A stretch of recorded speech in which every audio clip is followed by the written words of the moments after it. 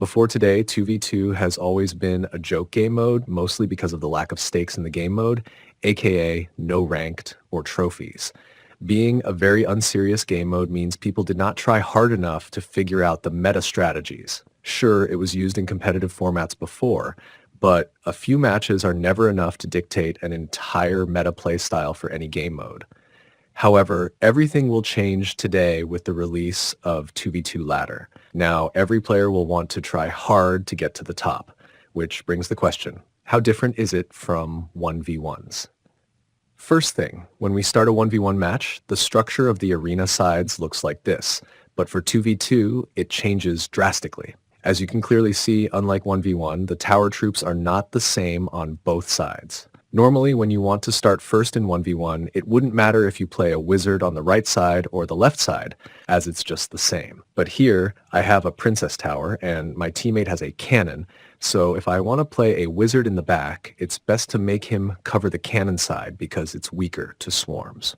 This also applies to the opponent's side, as their towers are not always identical. If they have a cannon on one side, it makes sense for me and my teammate to do our graveyard push over there, since it would give us more value from our skeletons. But if they have a dart goblin and we're playing giant, then we should aim towards pushing on that side, since it's weaker to beat down pushes. Besides the crown towers, the king tower was also moved a bit to the side and then got duplicated. The new king tower setup is a massive game changer because it makes king tower activations much easier. Even a snowball could get a king activation against a miner due to its closeness to the crown towers. Also, it makes the range on your king tower reach more units because it's closer to the bridge than the 1v1 king towers. For example, a miner on the old safe spot isn't safe anymore because the king tower had been shifted closer to it to fit the second one beside it. The most important part is the fact that you have two king towers. Yes, each king has his own cannon, so activating the king tower in 2v2 offers double the DPS compared to 1v1, which causes many major interaction changes. For example, a goblin barrel would get fully countered with a zap on its own. The cool thing is that even if they tank for it, two king towers would still take it out quickly enough. Additionally, graveyard is insane value, making it almost a must to have either tornado or fisherman on one of the players to secure king tower activations, while making cards that activate the king tower a worse pick overall. Like, look at this firecracker. It doesn't even need any effort for king activation. I'm not saying to never use firecracker, just be very strategic with it, so they would have to spell it on your side. Never let it cross the river on its own because it will activate the tower.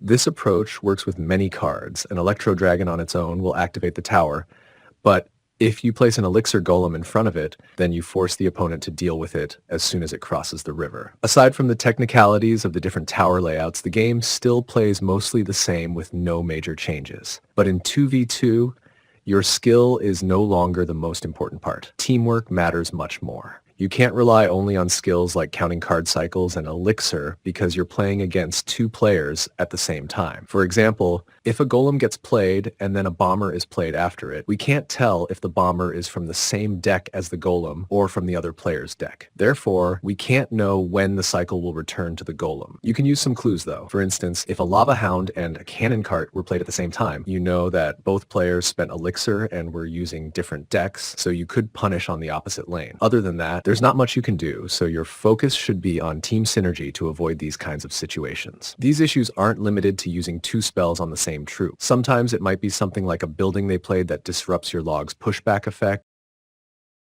or two buildings messing up each other's positioning. Usually, these mistakes are just To stop these kinds of issues, you want to communicate. For example, you could ask, can you play a balloon behind my lumberjack? And they might reply, all right, but only if you subscribe and hover your arrows, just in case.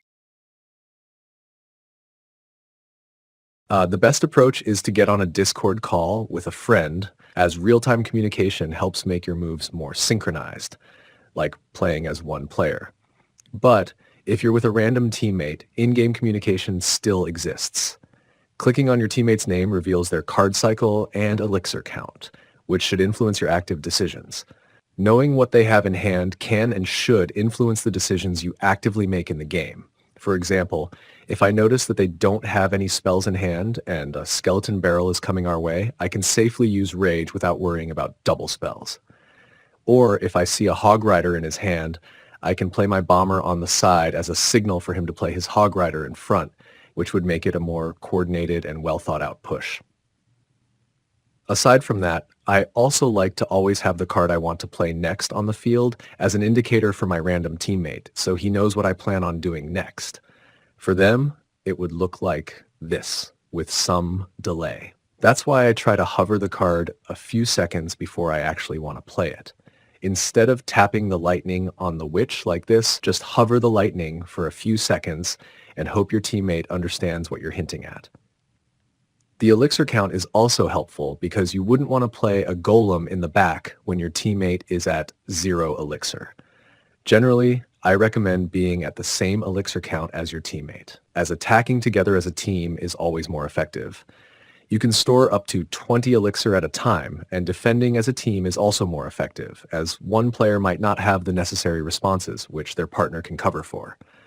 The best way to manage your elixir is to leave small defenses, like random wall breakers, to the person with the higher elixir count. When attacking, instead of having one player play both the giant and the prince, have each player deploy one of them.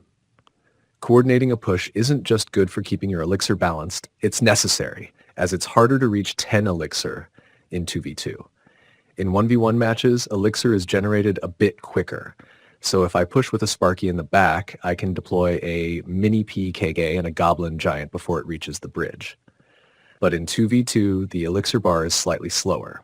If I deploy Sparky at 10 elixir, I wouldn't be able to play both the Goblin Giant and the Mini PKK with it immediately. My suggestion for orchestrated pushes should be a clue that having similar decks is the best way to play 2v2. If you're using a Lava Hound deck, it's better if your friend also uses a Lava Hound deck, so every card in your deck will synergize with theirs. For instance, if you're playing Giant Double Prince and your friend is playing Lava Hound, the Prince would be kind of useless in a Lava Hound push. I'm not saying you should copy-paste the same deck, though. A Lava Loon deck would mix well with a Lava Miner deck, or a Hog Rider deck could still mix well with a Royal Hog's Earthquake deck, as they have similar playstyles and supporting spells. Some variety is even recommended, especially in spells. For instance, one player can have Lightning while the other has Fireball, giving you more flexible options. Changing supporting troops can also be great. One player using an Electro Dragon while the other uses an Inferno Dragon is better than having 2 Electro Dragons. If you're playing with a friend, I recommend using cycle decks, as they are generally cheaper and faster, which can force out more mistakes. Keep in mind that the 2v2 meta has more splash cards than usual, since there are more troops on the arena, allowing splash cards to gain more value. It's best to avoid decks like Royal Hogs, as they rarely connect with the tower. Use alternatives like Hog Rider instead. Another reason to choose cycle decks is that 2v2 is generally a more defensive game mode, and cycle decks excel at that. Besides the extra king tower, 2v2 is defensive because taking damage is more punishing than in 1v1 due to the increased number of spells in play. Some decks can bring a tower down to around 2000 HP and be nearly in spell cycle range, which is risky. The only time I'd recommend beatdown decks over cycle decks is when you're trying to carry a random player, as it's less reliant on teamwork. With beatdown, you can play well even without help. Imagine if you're playing log bait. Chances are your opponents will have multiple small spells. Normally, if both you and your partner are playing log bait, you'd have double princesses, goblin gangs, and goblin barrels to bait out spells. But if you're alone, it's nearly impossible to get a good barrel connection on their tower. In that case, a beatdown deck like Goblin Giant PKK might give you that small opening to land a strong push, which can sometimes win the game with a single successful attack. Remember, the average player tends to play aggressively. For this reason, I'd recommend saving some elixir for defense, just to cover any mistakes your random teammate might make. Trust me, there will always be a good opportunity to push, so be patient and keep your towers healthy.